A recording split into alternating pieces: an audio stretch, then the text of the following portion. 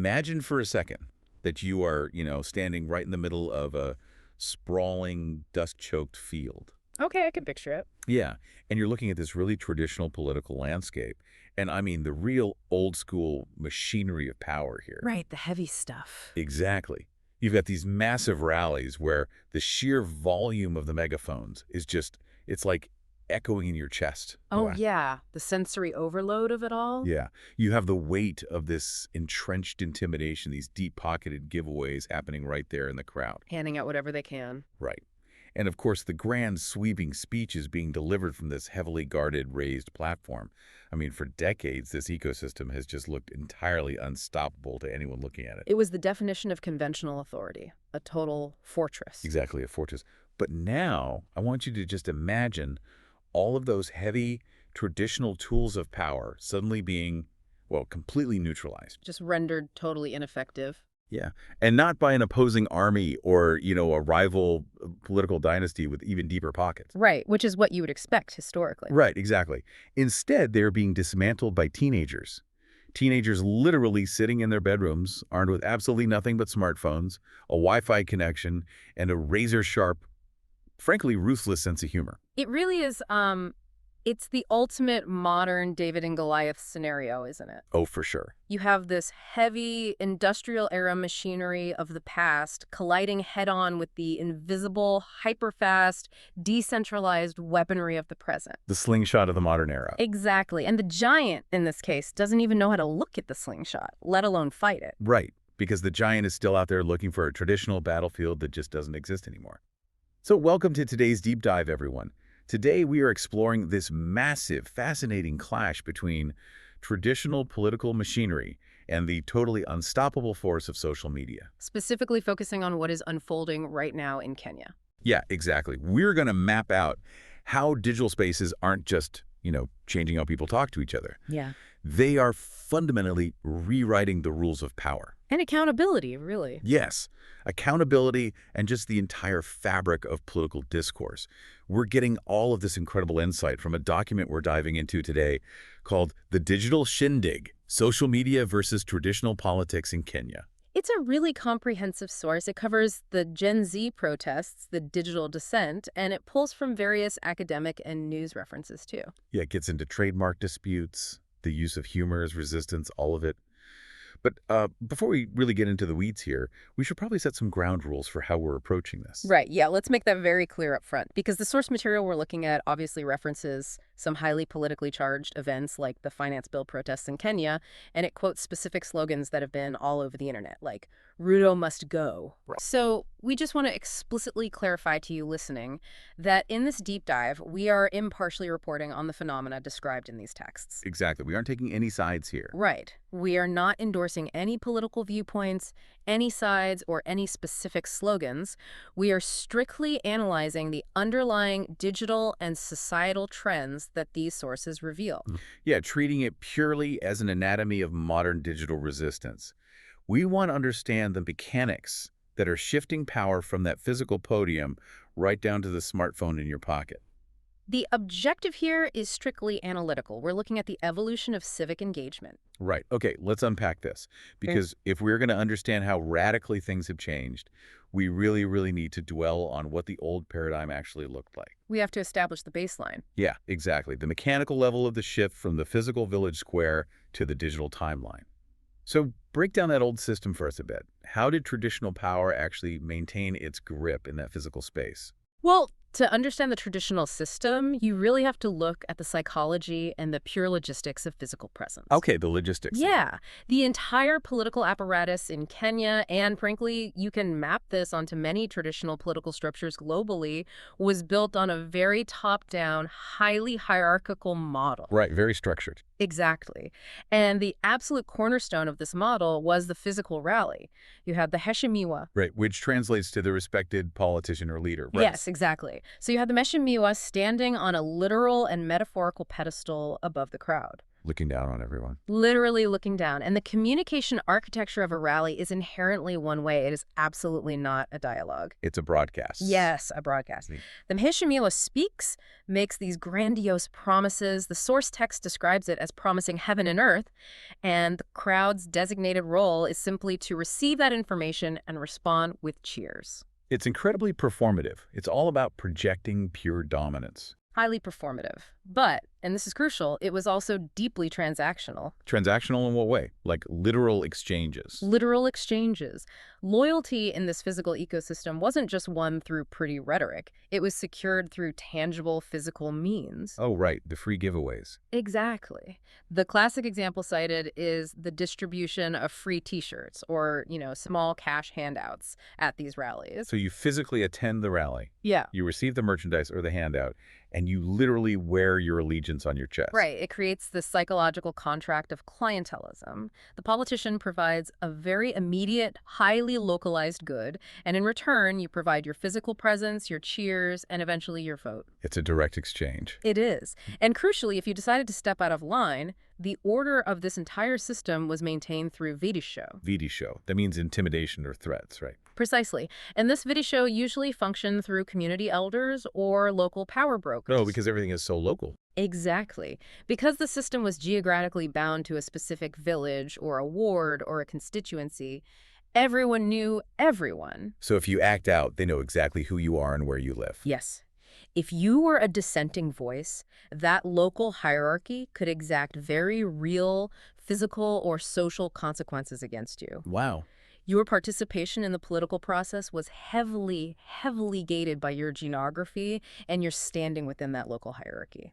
That just paints such a clear, almost claustrophobic picture of how things used to be. Yeah. It's an ecosystem where your physical boundaries are literally your political boundaries. That's a great way to put it. But if you look at what's happening right now, I mean, there has been this massive, unbelievable pivot.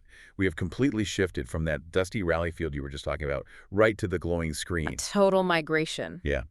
The new reality is defined by hashtags, retweets, and platforms like TikTok. Like for Gen Z in Kenya, the sources note that TikTok has functionally become the primary source of political news and mobilization. Which is a huge shift from waiting for the evening news or the local rally. Huge. We're seeing the rise of demographics like KOT, Yes. Kenyans on Twitter, which is now X, obviously. And they are functioning as this incredibly formidable, totally independent force. They are dictating the pace of the news cycle now. They really are. Yeah. The way I look at it, traditional politics was basically like a one-way megaphone. Yeah. The guy with the biggest battery or the biggest speaker system won. Right. But this new digital era we're looking at, it is like a massive, chaotic, endless group chat Yeah. where millions of people suddenly have their own microphones. That analogy hits the nail right on the head, I think, because it highlights the complete destruction of that gatekeeper model we were just talking about. The elders and the local brokers. Yes. What we are witnessing is the total democratization of access to the public square. Under the old paradigm, to have a voice, you had to travel to the rally, right? You had to get recognized by the elders and play by the rules of the Meshimiwa. You had to be allowed in. Exactly. Today, those physical and social barriers to entry have just evaporated. They don't exist online. Right. A university student in Nairobi, a young farmer in the Rift Valley, and an unemployed youth in Mombasa, they all have the exact same access to the digital timeline. That's wild when you really think about the scale of it. It is. They can interact, they can share information, and they can build consensus without ever needing permission from a local power broker. Okay, wait, let's be realistic, though, for a second. I mean, I love the idea of this decentralized utopian group chat where everyone is equal. That sounds great. But does having a microphone actually equal having power? Well, that's a debate, isn't it? Because let's be honest, the internet is like 99% noise. It's so easy to say the youth own the digital square now. But a trending hashtag doesn't magically rewrite a controversial tax law. No, it doesn't do it magically. Right. The politicians still control the treasury. They control the police force, the military, the actual physical levers of the state machinery.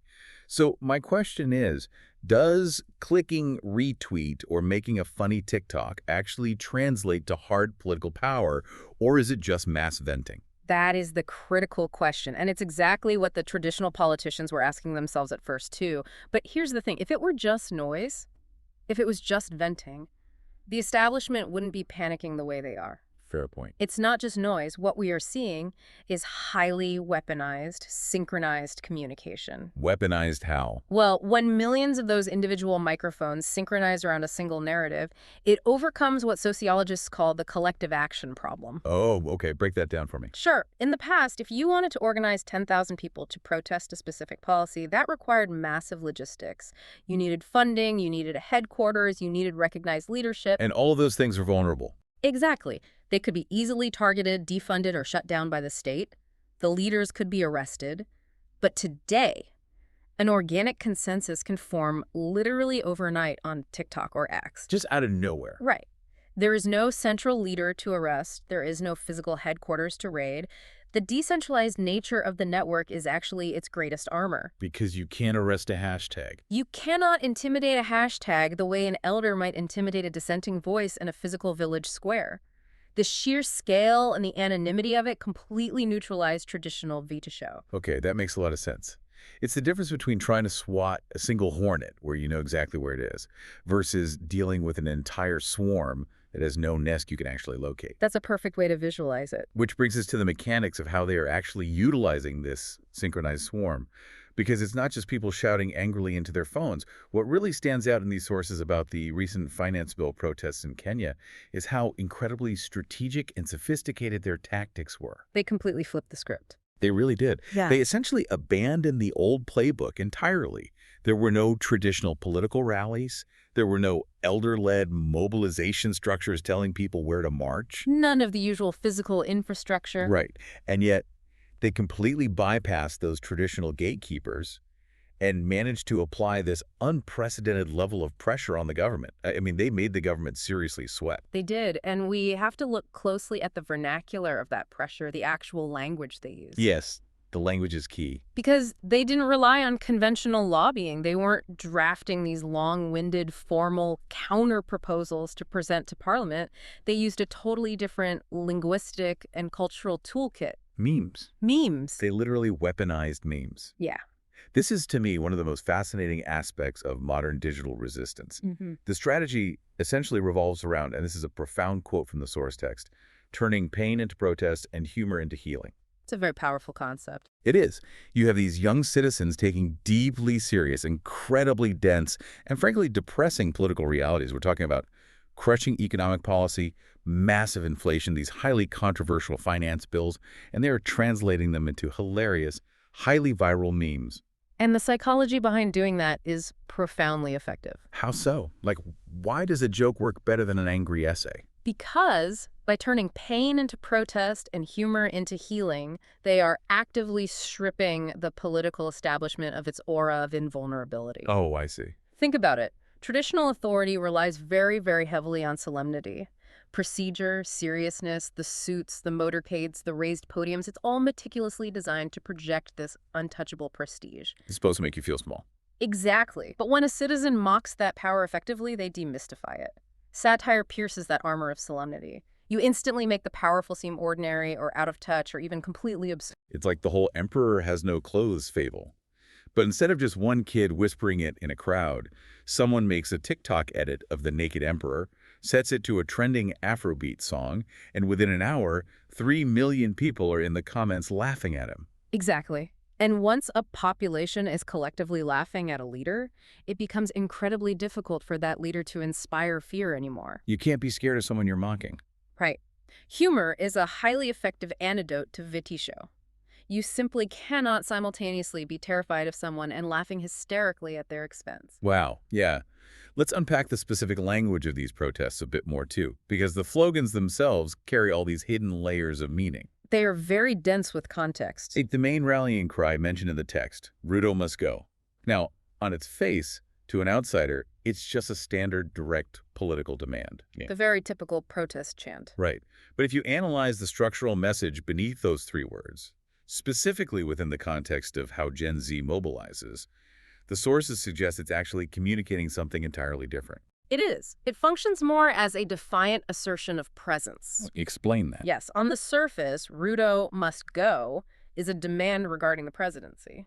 But the underlying semiotics of that hashtag, the way it was used relentlessly, hour after hour across every single platform, it was actually a declaration to the establishment. We are not going anywhere. Oh, wow. That is a fascinating psychological flip. Isn't it? By demanding that the leader leave the room, they are basically planting their own flag right in the floorboards.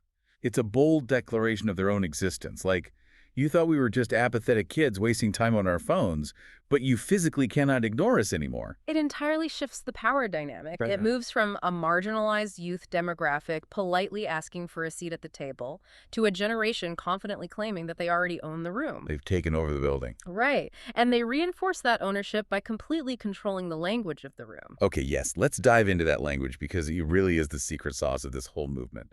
They rely heavily on Sheng. Xing is absolutely vital here. And for anyone who doesn't know, Sheng isn't just like standard street slang. It is an incredibly dynamic, hyper-evolving local dialect in Kenya that mashes up Swahili, English, and various indigenous languages all together. It's very complex. Now, it's originally born in the urban centers, but the internet has just poured gasoline on it. I would argue that in this specific political context, Sheng is functioning as a form of open source social cryptography. Okay, open source social cryptography.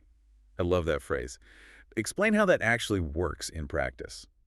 Well, every generation has its slang, obviously, but in the Kenyan political context, Sheng operates as a literal linguistic firewall A firewall against who? against the older establishment. Because Sheng evolves so rapidly, new words are coined, change meanings entirely, and then become obsolete in a matter of weeks, it requires constant active participation in the youth culture just to understand it. You have to be online constantly to keep up. Exactly. And this naturally locks out the traditional, out-of-touch political class. Yeah. It gives the youth a definitive, almost impenetrable home field advantage in digital spaces. Because the politicians literally don't know what they are saying. Right.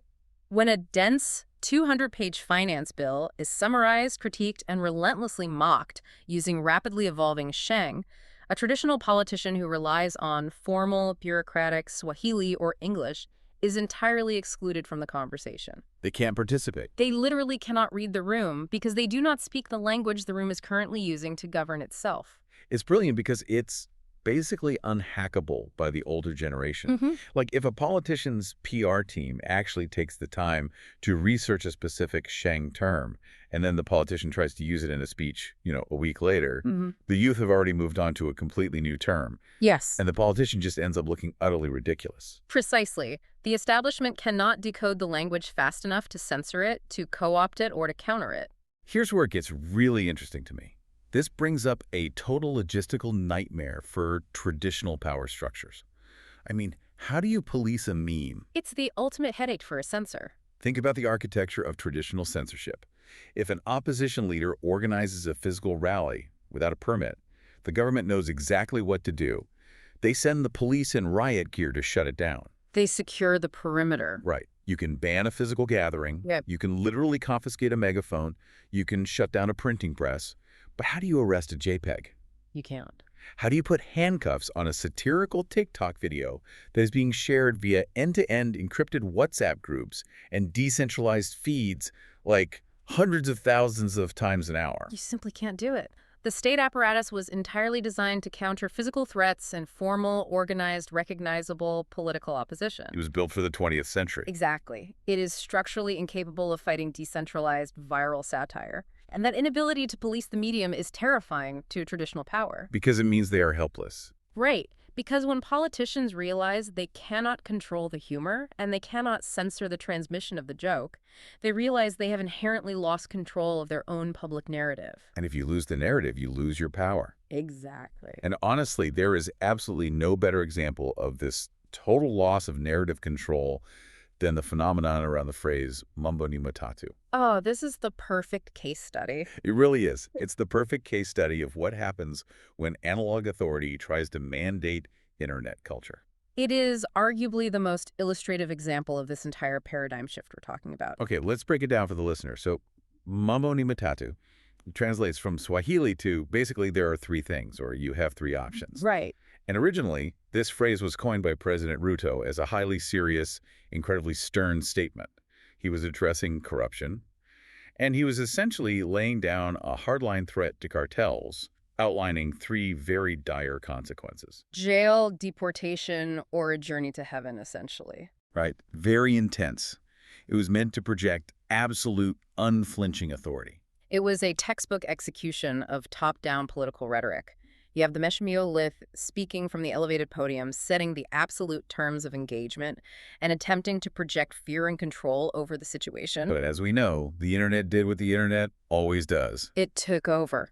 Kenyans on XKOT got a hold of this phrase, and rather than being intimidated by this stern warning, they absolutely hijacked it. They stripped it of all its power. They stripped away all of its intended political gravity and morphed it into this massively versatile everyday meme. People were using it for everything. Everything.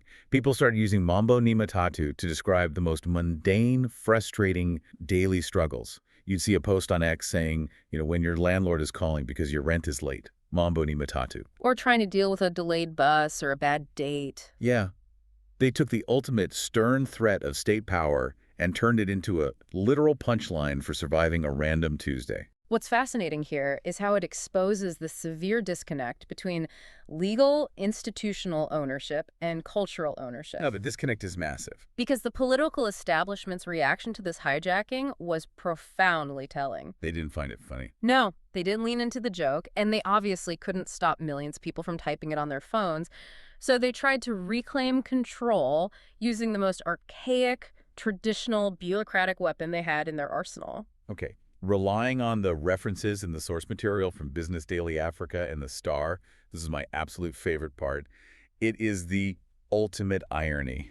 The establishment actually went to the Intellectual Property Office and secured Mambo ni Matatu as a legally registered trademark. It's almost unbelievable, but it perfectly encapsulates the clash of eras we are discussing today. It really does. You have a politician utilizing the formal, slow-moving, industrial-era legal system to literally trademark a viral internet phrase. Trying to put a fence around a meme. Yes. Attempting to place a legal paper boundary around a cultural digital phenomenon. It's a fundamental misunderstanding of the medium. The internet proves, time and time again, that a legal document means absolutely nothing in the digital public domain. It really reminds me of when massive corporations tried to trademark internet slang. Like, when a fast food brand tries to trademark a common Twitter joke, or that whole controversy years ago when a YouTube channel tried to trademark the word react. Yes, the React debacle. It never works. It just makes the internet turn on you even harder. You can hold the official copyright paperwork in your hands all day long, but you cannot mandate how the culture remixes, mocks, or weaponizes those exact words against you. Exactly. The culture moves at the speed of light, while the trademark office moves at the speed of paper. By the time the ink is even dry on that trademark application, the meme has already accomplished its primary goal of demystifying the authority figure. The damage is already done.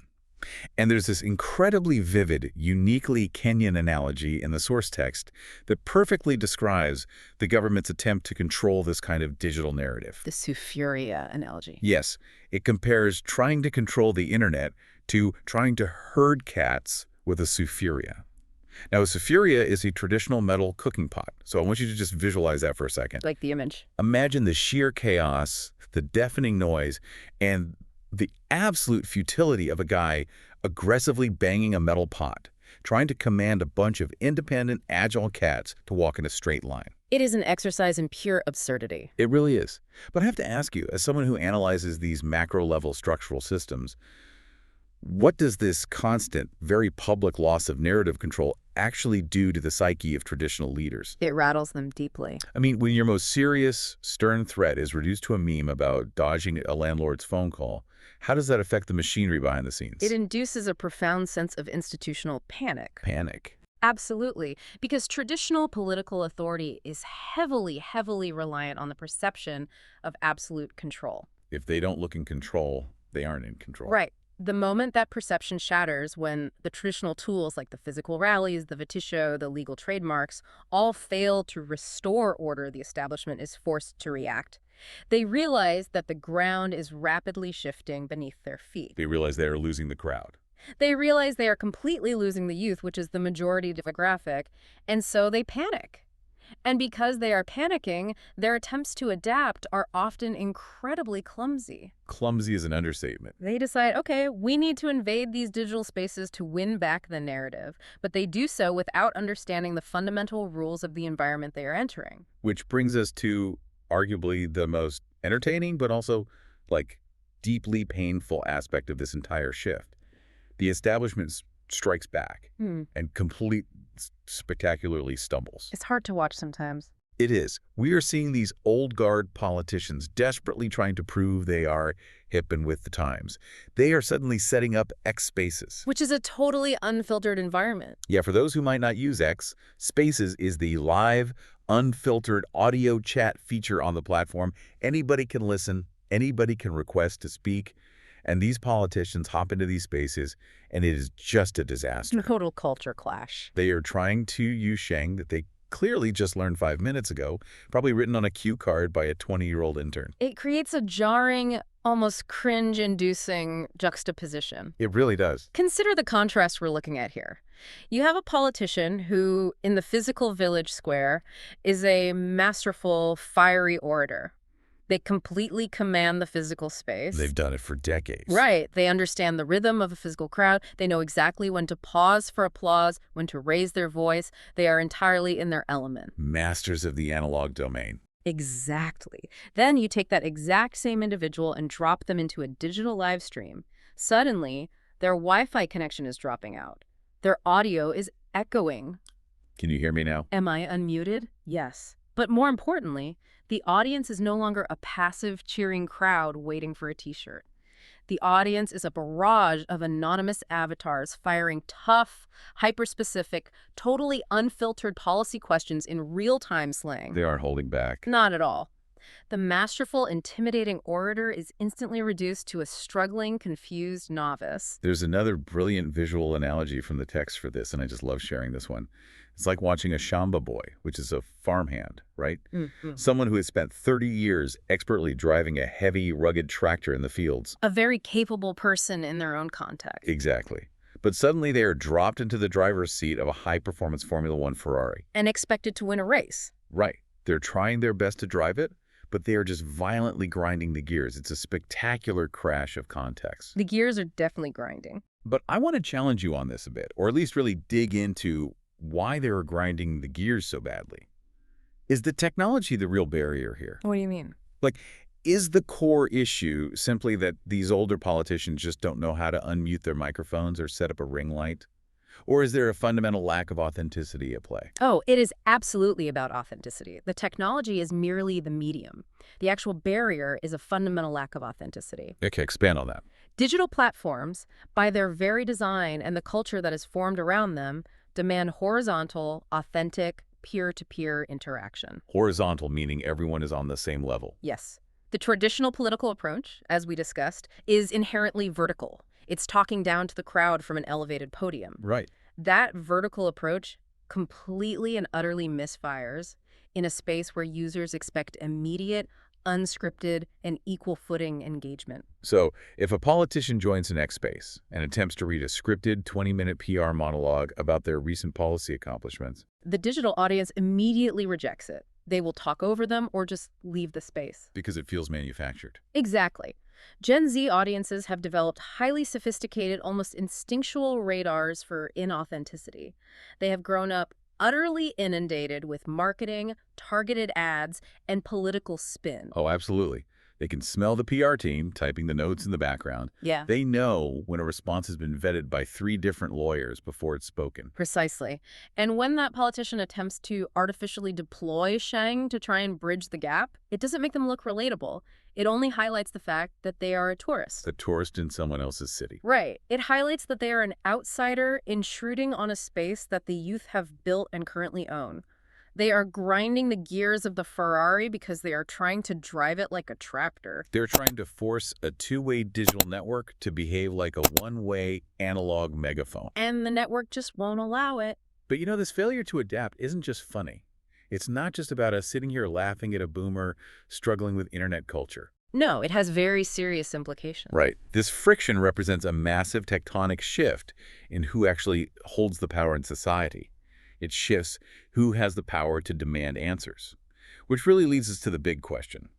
So, what does this all mean for the future? The macro level impact. Yeah. The source text explicitly states that this shift is powerful because it's giving a legitimate, undeniable voice to a demographic that previously felt entirely unheard and locked out of the process. And to fully grasp the magnitude of this, we need to look at the cultural concept of the baraza. The baraza. Let's talk about that. In traditional Kenyan culture, the baraza is the public meeting place. Historically, it was the physical space perhaps under a large tree in the center of the village where elders gathered to discuss community issues. It's where the real business of the community happened. Exactly. It's where they resolved disputes, heard grievances, and made binding decisions. What we are witnessing right now is the rapid evolution of the digital timeline platforms like X, TikTok, and these massive WhatsApp networks into the new national baraza. But it's a baraza that has been vastly expanded, right? It's not just 20 elders under a tree anymore. It's millions of people simultaneously logging in. Exponentially expanded and entirely inverted. Inserted how? In the traditional baraza, the elders spoke and the youth listened. In the digital baraza, the youth are setting the agenda and the elders are scrambling to catch up. Wow. That is a total role reversal. It is. And this space is not just about sharing jokes or memes. It is a legitimate, high-stakes political battleground. This is the arena where incredibly complex economic policies are debated. Like the specific taxation clauses in the finance bill we talked about. Exactly. Those clauses are deeply scrutinized line by ordinary citizens. This is where the historical voting records of politicians are suddenly pulled up, screenshot, and debated in real time. Oh, the receipts. The internet always brings the receipts. They do. This is where leaders are directly, publicly put on the spot by tens of thousands of constituents at the exact same moment. It is forcing accountability in a way that is just historically unprecedented. The internet is acting as this relentless, inescapable amplifier for the power of the people. And it completely bypasses the traditional media gatekeepers. Yes. Think about how accountability worked even 20 years ago.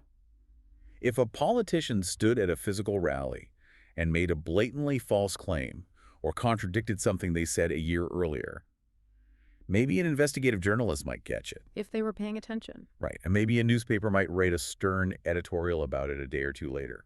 But the reach of that correction was so limited. And it was often filtered through the political leanings of the media owners anyway. Exactly. The gatekeepers decided what was a scandal.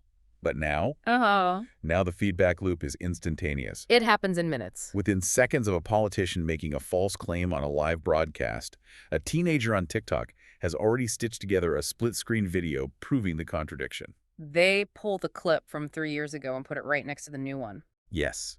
They've added on-screen receipts, they've set it to a trending audio track to trigger the algorithm, and it has amassed 1 million views before the politician has even stepped off the podium.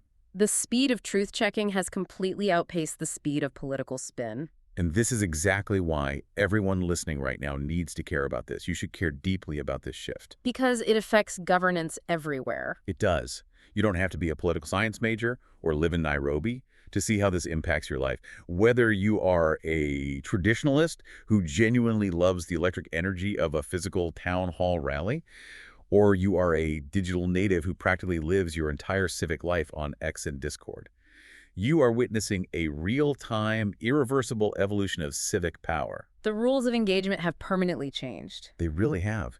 You're watching the blueprint of future democracy being drafted not in closed-door parliamentary sessions, but in group chats, comment sections, and viral meme formats. If we connect this to the bigger picture, what we are really observing is the aggressive modernization of political discourse. It's forcing politics to catch up to technology. It is. It is becoming exponentially faster. It is becoming vastly more direct. And crucially, it is fueled by a necessary healthy dose of wit, humor, and localized linguistic firewalls like Sheng, which keep the discourse authentic. It makes it nearly impossible for traditional power to just hide behind the veil of formality anymore, or the physical protection of the village square. You can't hide from a trending topic. No, you can't. And as we look ahead to upcoming national elections, not just in Kenya, but globally, you really have to wonder how this will fundamentally shape the way campaigns are run. It has to change everything. You can't just rent a massive stadium. print 10,000 cheap t-shirts and expect to win over a demographic that gets its news from TikTok algorithm feeds. It just won't work. If a candidate cannot survive the unfiltered horizontal scrutiny of the digital baraza, it is highly unlikely they will survive the ballot box. Exactly. Yeah. Political campaigns are going to have to reconcile with a very uncomfortable new reality. The electorate is now permanently armed with immediate, decentralized fact-checking capabilities and a devastating collective sense of humor. The balance of power has definitively tilted away from the podium and heavily toward the smartphone. It is truly a masterclass in modern resistance and the evolution of power. So let's quickly recap this incredible journey we've been on today. We covered a lot of ground. We really did. We started by exploring the death of the one-way physical political rally and the rise of the decentralized digital timeline. Moving from the megaphone to the group chat. Right. We unpack the profound psychological shift of a generation armed with smartphones turning serious, heavy policy issues into viral memes, effectively using humor and slang as a shield for public healing and political resistance. The Ruto must go dynamic and the power of Sheng. Yes. Then we looked at the hilarious, yet incredibly telling failure of traditional politicians trying to navigate this space, the whole saga of Mambo ni Matatu and the trademark office. The Shamba boy grinding the gears of a digital Ferrari. Exactly. And ultimately, we examined the birth of the digital baraza, this relentless new arena that strips away the old media gatekeepers and forces an unprecedented raw level of real-time accountability. It is a deeply compelling evolution, and honestly one that inspires a lot of optimism about grassroots empowerment. It feels very hopeful. It does, however, it does leave us with a significant, somewhat chilling, lingering question to consider. Oh, I know where you're going with this. Let's hear it. Lay it on us. Well, if the digital space is currently this sanctuary, a space that empowers ordinary citizens by allowing them to outmaneuver the establishment through speed, humor, and slang, Right. what happens when the political establishment finally learns how to drive that Ferrari without grinding the gears? Oh, wow. As political machines inevitably adapt, right? As they pour millions of dollars into highly sophisticated digital strategies, algorithmic manipulation, and artificial intelligence, will social media remain a genuine tool for grassroots accountability? Or will they just buy out the space? Exactly. Will it inevitably be co-opted, engineered, and transformed into just another highly managed top-down political stage? Man, that is the million-dollar question. When the giant finally learns how to meme, does the sling still work? Or does the giant just buy the slingshot factory? That is exactly the concern. Such a fascinating, heavy thought to leave on. But thank you so much for joining us on this deep dive into the digital shindig. We covered a massive amount of ground today, from the dusty rally fields of the past to the lightning-fast group chats that are actively rewriting the rules of power right now. It was a great discussion. Keep your eyes open, everyone. Stay curious. Always keep questioning the narratives unfolding around you, and keep exploring the fascinating, sometimes hilarious ways our world is evolving. Because the next time you hear a booming megaphone demanding your attention, just remember, there are a million smartphones in the crowd, and they are fully ready to talk back. Until next time.